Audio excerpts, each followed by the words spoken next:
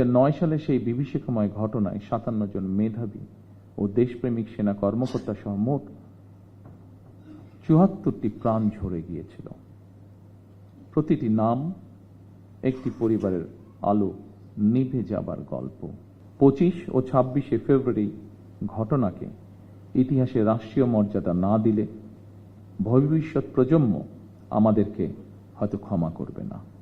তাই সেনাবাহিনীও আপনাদের সঙ্গে আলোচনা করে 25 এবং 26শে ফেব্রুয়ারি স্মৃতিকে অম্লান করে রাখতে বর্তমান সরকার ইনশাল্লাহ কাজ করবে।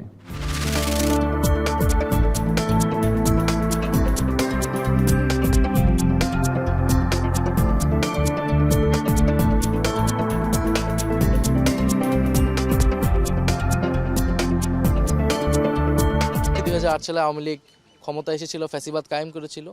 সেই পরিকল্পনার অংশ হিসেবে শুরুতেই সেনাবাহিনীর বিরুদ্ধে এই নীল নকশা ষড়যন্ত্র চালানো হয় এবং যার সাথে জড়িত ছিল পার্শ্ববর্তী দেশ ভারত এবং বাংলাদেশ আওয়ামী লীগ, ফ্যাসিস্ট আওয়ামী লীগ, তারা এই পরিকল্পনার সাথে সরাসরি অংশ ছিল।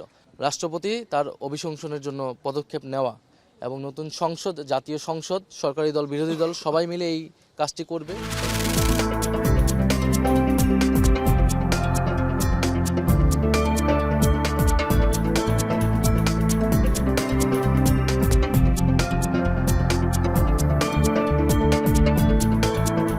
তারা সংখ্যাগরিষ্ঠ মানুষের ভালোবাসা এবং ভোট পান নাই।